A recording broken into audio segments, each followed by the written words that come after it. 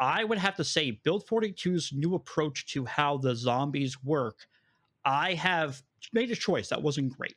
Was I made it so the zombies didn't respawn because I was fascinated by the fact that in Build 42 they're supposed to kind of wander. They're supposed to start, going away from the large cities, dispersing. And I'll have to say I'm bored when I'm at my house because like there's nothing really going on. I have an entire town cleared out. I haven't built any walls or anything like that. So like you'll see a truck over there. There's a trailer over there filled with tools I just randomly found. Probably if I ever started a new save, would make it so the zombies did respawn, but maybe a little bit longer than they would normally. And I think it was just because I was naive and I believe they would bleed towards where I am because I'm driving around the roads and stuff, driving past them. I have made it no secret beforehand that I was nervous about the way the zombies were going to spawn and group in this now. And I was worried about what you're saying about boredom and being in an area where there's no zombies and just having these long treks. I have been proven wrong. I love the way that it is set up. I get what you're saying. And we had this conversation the other day that once you clear an area, it can get boring if you don't have the respawn on. If that's not the play you're looking for, I have my respawn off too. That's the play I'm looking for, so I'm enjoying it right now.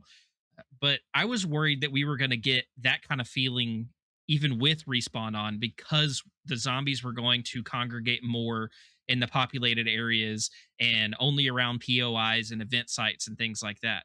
I think that they did the dispersion and the migration and stuff like that. I think it's done very well. I'm very happy with the way it's set up. The world actually feels realistic. It feels lived in. It feels like there's zombies where they're supposed to be. You don't really run into a bunch of random zombies walking through the woods unless you've attracted a horde or you're near a POI. Whereas before, you be walking through the woods by the lake and randomly have a zombie come out of the trees after you. The other thing about Build 42 that I am also enjoying, but have quite a big complaint about, is the crafting systems they put in. I think there should be a lot more guidance on how to do things. Right now, it relies upon your ability to look through the crafting menus and to figure stuff out for you to start going down a path. And sometimes when you look at these crafting recipes in these other situations, you start to realize that, oh, wait, I need Mason 1. Okay, okay, I'm gonna go get Mason 1, but in Mason 1, I need to go find a bunch of stone blocks, and then I have to break him to get the experience to get level up in masonry. And then you just like it's a little bit of like this crazy rabbit hole that when you first start it, it sucks. But then when you're, later on working, you're like, okay, I know how to do all this stuff. I agree with you, but also disagree in a way How because dare I you? think it was actually more complicated in Build 41 to do even the crafting they had then. Build 42 has massively expanded both professions and the crafting and the different abilities and skills and all that stuff. We have a lot more, but it was so jumbled up in Build 41 compared to what we have now that I think that it while this is difficult, it is a lot easier than it used to be. Yes, I think they could benefit, like you said, from some more direction and kind of, I guess, having more of an idea of the direction you need to go to get this stuff. I think once you're in it, and even if it's a brand new playthrough, as long as you've played for a while, if you know you're going to go for masonry, super easy. Not to get to the point you want to be at, but it's super easy because now you know and you don't have to discover all of that stuff again. I believe it should be a little bit more upfront with people because getting into any of these like masonry, blacksmithing, all that kind of stuff, this isn't something you can just do on the fly. You have to go back to a home and do it, right? Workbenches and the forges. And I feel like most players from Build 41 never had to do that. The only thing that really tied you down to a place was your farm. And you could just go anywhere you want, Build 41, and do a lot of the recipes on by hand. So yes, I agree that Build 41 had a lot of different recipes, and yeah, their UI kind of had problems. But Build 42 just feels to me like they dumped all of this information, and there's no guidance for anyone to know what they can do. So, like for me, when I was playing for my first couple of hours, I was trying to figure out how I can make myself a crude blade or a crude bat or whatever. And then, playing this long, I finally have reached a stage, like 40 hours plus, that I can now start looking at creating metal tools. I've noticed that issue with first aid, for example.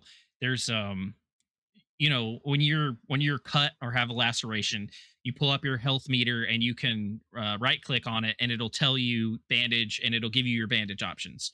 You can also sew up certain wounds, but you have to have a certain level of first aid to be able to do stitches to sew up wounds.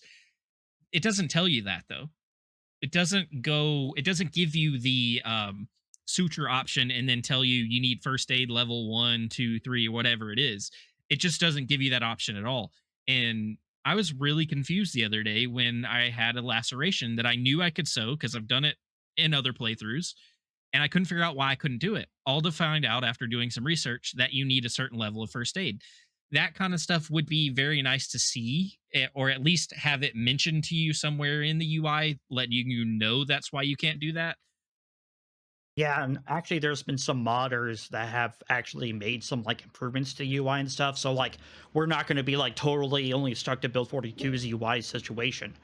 Build 42 took forever to get here. Let's just make that clear. We ran this channel and the former podcast State of Survival for 2.5 years, and we still only have an unstable. So for 2 years, we were talking about Build 42 and when it's going to come, and then for the past 6 months, we've been talking about Build 42 unstable, and we've been really loving it. But I do have to question, although Build 42 unstable is getting a lot of updates, I'm really enjoying them. When is it going to become out in stable? And better question yet, when are we getting multiplayer? I would love to have some adventures with you in Build 42. I'm pretty sure we're gonna get multiplayer before stable. Hopefully, we'll get multiplayer soon because itching to I'm itching to not only play with you, but I have a couple of other people that right before Build 42 came out, I promised to teach them Project Zomboid, and then Build 42 came out, and I was like, I'm not teaching you 41 and then switching to 42 and reteaching you. It's just not happening. So I can't wait for multiplayer to come out, and I think we're gonna get that before we get stable. I would imagine because I imagine that's going to go in an unstable version beforehand. So hopefully that's soon. Because I'm looking forward to it. When Build 42 has all these skills, I know we're focusing a lot on the skills, but do you think it actually opens the Project Zomboid to allowing a better multiplayer? Because technically, people will have to fully focus on one kind of craft journey, and they will rely upon other people's who are crafting, because in Build 42, there are crafts that rely upon other crafts to complement them. Short of you tweaking your sandbox mode so that you can either have these levels already or quickly get these levels, you can't really specialize in all the areas in all of the skills in Build 42 simply because there's so many and it takes so long to get to higher levels and higher tiers in those abilities. So I think that you kind of need multiplayer if you're going to get the full experience, and especially if you're going to build like a thriving base and a thriving community. I think that's where the skills are really going to shine, is if you have a big group and you kind of put a community together, and you have your blacksmith, you have your carpenter building everything, you have your masonry professional, you have your tailor, all that kind of stuff. Like there's so many things that you can do. Honestly, Build 42 might be a role player's dream come true with all the skills. The skills create a lot of clutter. You pick up a lot of stuff. And the reason why you end up picking up a lot of stuff is because there's a lot to pick up. So, like for me, I have over 10 masonry chisels. I don't need 10 masonry chisels, but I picked them up because every time I went out looting and I saw one, I was all like, do I have one back at the base? You know what? I'll just grab it.